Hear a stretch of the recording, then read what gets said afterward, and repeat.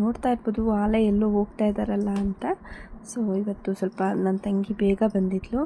ನಾಳೆ ಸ್ವಲ್ಪ ಗೆಸ್ಟ್ ಅವ್ರು ಬರ್ತಾಯಿದ್ರು ಅಂದ್ಬಿಟ್ಟು ಐಬ್ರೋ ಮಾಡಿಸ್ಕೊಂಡು ಬರೋಣ ಪಾರ್ಲರ್ಗೆ ಅಂತ ಹೇಳ್ಬಿಟ್ಟು ಇವತ್ತು ಹೊರಟಿದ್ದೀವಿ. ಇವತ್ತು ಸಂಜೆಯಿಂದ ವ್ಲಾಗ್ನ ಸ್ಟಾರ್ಟ್ ಮಾಡ್ತಾಯಿದ್ದೀನಿ. ಜೊತೆಗೆ ನಾಳೆ ಬೆಳಗ್ಗೆದು ಆಗಿರುತ್ತೆ. ಇದು ಇವತ್ತಿನ ಸಂಜೆ ವ್ಲಾಗ್ ಸ್ಟಾರ್ಟ್ ಮಾಡಿರೋದು, ಅಂದರೆ ಸಂಡೇ ಸಂಜೆ ಆಗಿತ್ತಲ್ವ. ಸೊ ಹಂಗಾಗಿ ಅಲ್ಲೇ ಊಟ ಮಾಡೋಣ ಅಂತ ಹೇಳ್ಬಿಟ್ಟು ಹೊರಟ್ವಿ.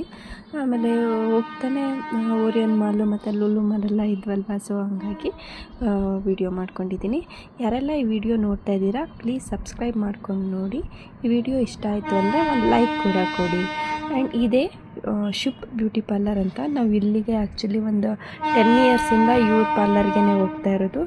ತುಂಬ ಚೆನ್ನಾಗಿ ಫ್ರೆಂಡ್ಲಿಯಾಗಿ ನಮ್ಮನ್ನ ಟ್ರೀಟ್ ಮಾಡ್ತಾರೆ. ಜೊತೆಗೆ ಚೆನ್ನಾಗಿ ನಮಗೆ ಐಬ್ರೋಸ್ ಆಗಲಿ ವ್ಯಾಕ್ಸ್ ಆಗಲಿ ಎಲ್ಲ ಚೆನ್ನಾಗಿ ಮಾಡ್ತಾರೆ.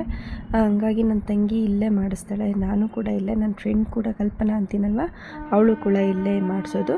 ಇದು ಬಂದುಬಿಟ್ಟು ಮತ್ತಿಕೆರೆ ಇದೆಯಲ್ವ, ಮತ್ತಿಕೆರೆಯಲ್ಲಿದೆ. ಇದು ಮೊದಲು ಮೋಹನ್ ಕುಮಾರ್ ನಗರದಲ್ಲೇ ಇತ್ತು ಶುಭ್ ಬ್ಯೂಟಿ ಪಾರ್ಲರ್ ಅಂತ. ಬಟ್ ಇವಾಗ ಒಂದು 2 ಇಯರ್ಸ್ ಆಯಿತು ಇಲ್ಲಿಗೆ ಶಿಫ್ಟ್ ಮಾಡಿ. ನಾವು ಅವಾಗಿಂದನೂ ಇಲ್ಲಿಗೆ ಬರ್ತಾಯಿದ್ದೀವಿ. ಇಲ್ಲೆಲ್ಲ ಕೆಲಸ ಮುಗಿಸ್ಕೊಂಡು ನಾವು ನೆಕ್ಸ್ಟ್ ಹೋಗಿದ್ದೆ ನಾಯ್ಡೂಸ್ ಹೋಟೆಲ್ ಅಂತ. ಇದು ಬಾಂಬೆ ಡೈಯಿಂಗ್ ರೋಡಲ್ಲಿದೆ.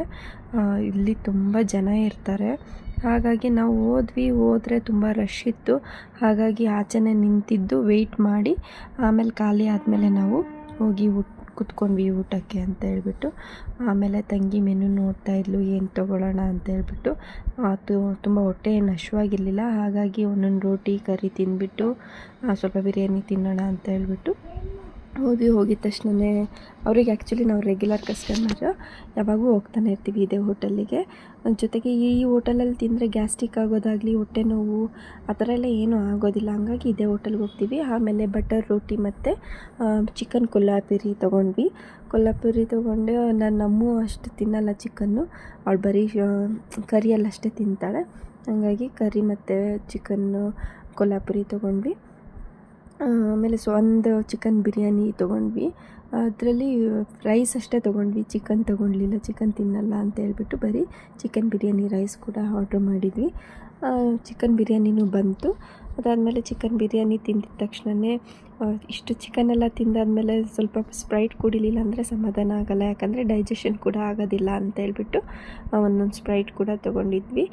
3 ತೊಗೊಂಡಿದ್ವಿ ಅಷ್ಟೇ. ಬಟ್ ಅಪ್ಪು ಅಮ್ಮು ನಮ್ಮದ್ರಲ್ಲೇ ಸ್ವಲ್ಪ ಕುಡಿದ್ರು. ಅವ್ರು ಆ್ಯಕ್ಚುಲಿ ಆಟೋದಲ್ಲಿ ಹೋಗೋದಲ್ವ, ವಾಮಿಟ್ ಮಾಡಿಬಿಡ್ತಾರೆ ಅಂತ ಭಯ. ಹಾಗಾಗಿ 3 ತೊಗೊಂಡಿದ್ವಿ. ಎಲ್ಲರೂ ಸ್ವಲ್ಪ ತಿಂದ್ವಿ. ಬಟ್ ಇಲ್ಲಿ ಹೋಟೆಲಲ್ಲಿ ತುಂಬ ಚೆನ್ನಾಗಿ ಅಡುಗೆ